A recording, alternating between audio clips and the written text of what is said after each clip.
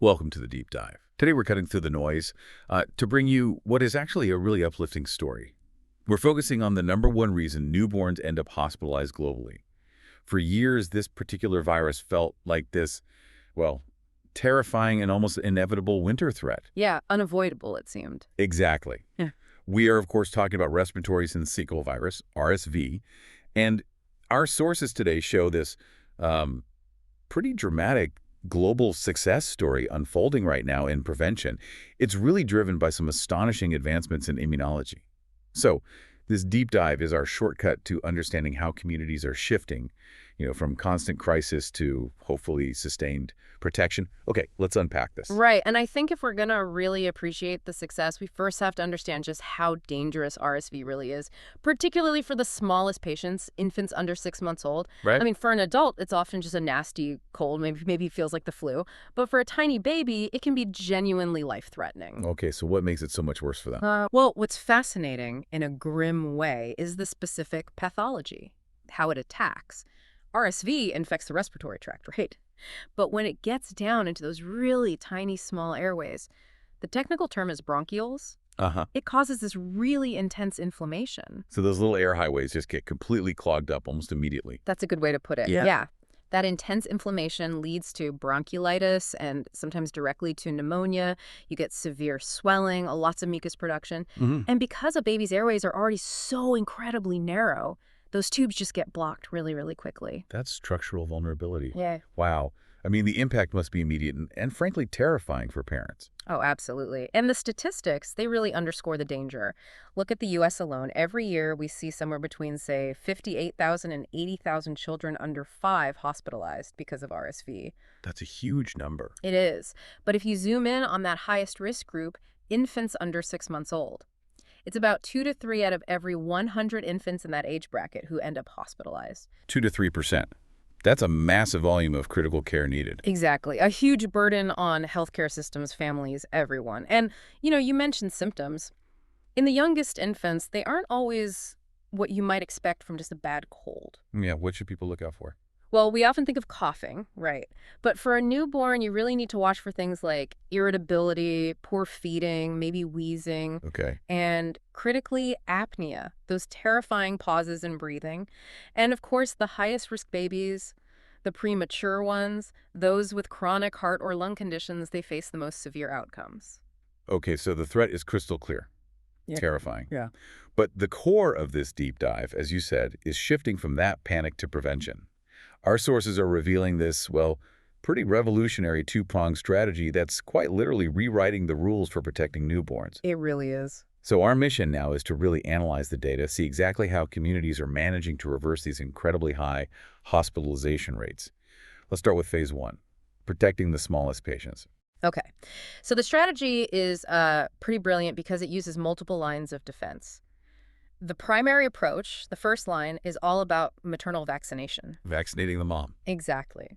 Pregnant women are now recommended to get the RSV vaccine, usually between 32 and 36 weeks of gestation. Okay, late in the pregnancy. Yes. And the goal is beautifully simple, really. The mother's body produces these powerful antibodies against RSV. Right. Which she then passes directly across the placenta to the fetus. So the baby gets this protective immunity built in right from the start. Ah. And it's designed to last through their entire first RSV season, that critical first 6 months of life. So the baby arrives kind of pre-armored, but what if the mother doesn't get vaccinated?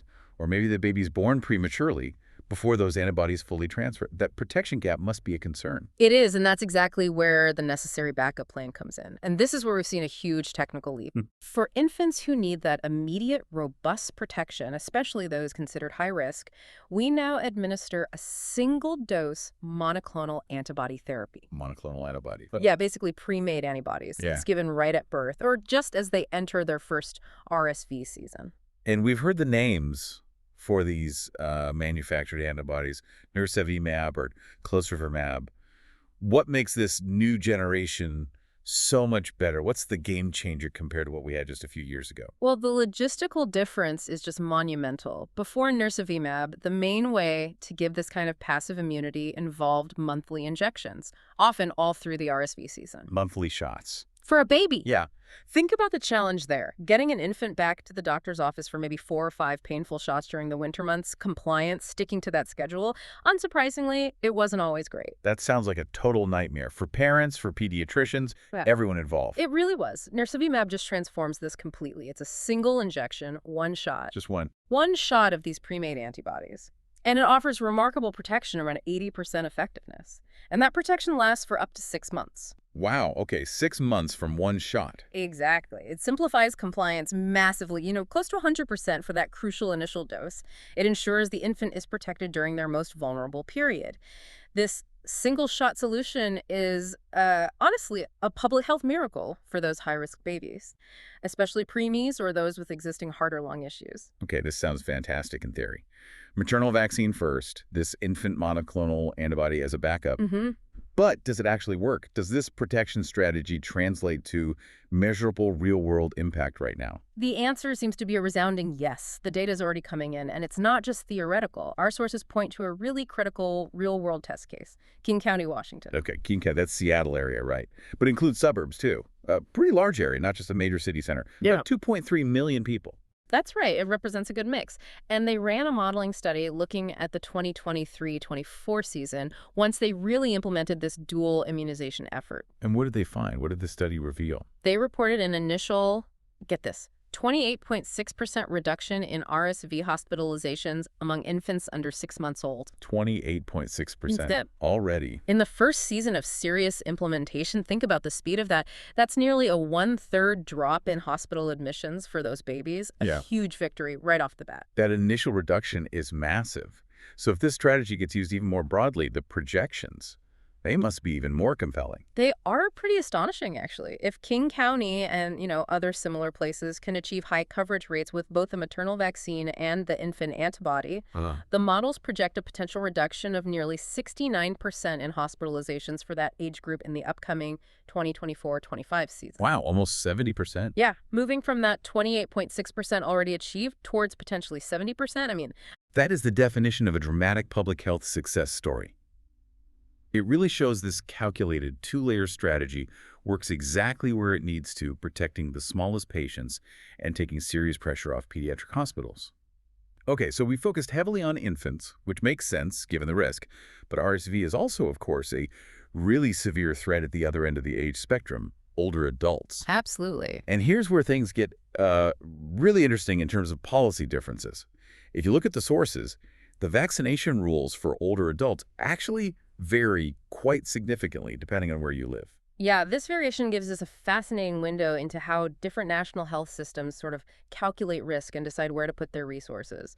We've got reports on standards from 3 major systems, the US, Canada, and the UK. Okay, let's start with the United States. What's the baseline there? Who's generally eligible?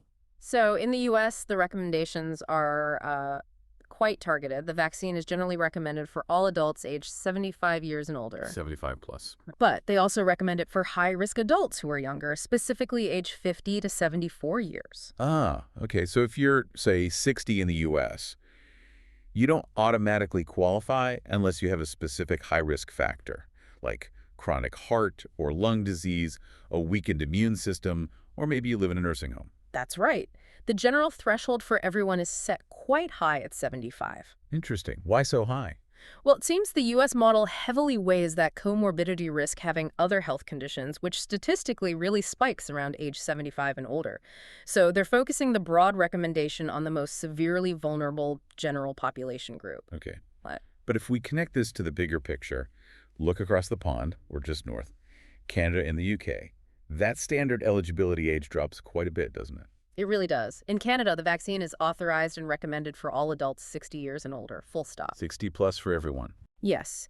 And they also authorize expanded use for high-risk adults aged 50 to 59, kind of similar to the U.S. high-risk group, but their general population standard starts 15 years earlier than the U.S., and currently it's recommended as a single dose. 15 years earlier.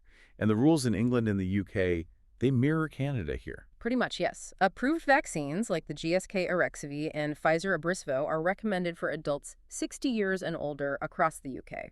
So a clear difference. U.S. generally 75 or plus, Canada, UK generally 60 plus up. Exactly. And This disparity, it raises a really important question for you, the listener, to consider. What does setting that baseline at 75 imply about the U.S. system's risk tolerance for people aged 60 to 74, especially those who aren't currently labeled high risk? Yeah, it suggests a different calculation, doesn't it? Yeah. Cost versus benefit compared to the UK and Canada, which seem to prioritize broader prevention starting earlier in that senior age range. It certainly points to a different approach to population health strategy. But, okay, regardless of the philosophical difference in who gets the shot, is the strategy working for this older population too? Do the sources give us hard data on efficacy in adults? You do. We're seeing surveillance reports coming out of England for the 2024-2025 season that show concrete, rapid success already. Okay, what are they seeing? Well, once vaccine uptake hit about 40% in that eligible older adult group, the 60-plus group, the reports indicate an initial drop of about 30% to 33% in RSV-associated hospitalizations compared to those older adults who weren't yet eligible. 30 to 33% drop, just with 40% uptake. That's remarkable. It's almost exactly parallel to the infant success story in King County. It is, isn't it? A roughly 30% reduction in hospitalizations in older adults in the UK and that 28.6% reduction in infants in Washington state. So the combined protection strategy, it's really yielding rapid, substantial success across the whole age spectrum where RSV hits hardest. Absolutely. If we connect this all back, step back and look at the bigger picture, this represents a phenomenal, incredibly rapid pivot in public health. RSV basically went from being this, inevitable annual threat, Yeah, just something you braced for. creating these massive winter surges in hospitals, to something that is quickly becoming manageable, even preventable, through these targeted, highly effective tools like vaccines and antibodies. So the core aha moment here for you, the listener, has got to be the sheer speed and the magnitude of this shift. We're seeing these year-over-year percentage drops in hospitalization rates. Real-world impact. Nearly 30% for two completely different age groups on two different continents. Right. And it's immediately measurable. Plus those projections for infants, potentially heading towards a 70% reduction. That is the true power of applying preventative knowledge successfully. And maybe as a final thought, something to mull over. Look again at those stark policy differences in the adult vaccine rollout. The U.S. generally holding the line at 75 plus for the general population, while Canada and the U.K. start at 60 plus case. Now, this isn't about saying one country is right and one is wrong. It's really about understanding different approaches to public health accounting, you could say. Different priorities. Maybe different calculations. The sources suggest the U.S. model heavily weights that severe comorbidity risk, which really kicks in around 75 for its broad recommendation, whereas the UK and Canadian model seem to prioritize a broader, earlier prevention strategy for the entire senior cohort. And that distinction, who qualifies for essential preventative knowledge and tools like a vaccine, it's actually pretty critical for understanding national health priorities and how risk is weighed differently. A really great point to leave us on that difference between protecting only the most vulnerable versus trying to prevent risk more broadly across an aging population. Thank you for joining us for the deep dive. We hope this knowledge gives you an edge. Thanks for listening. We'll catch you next time.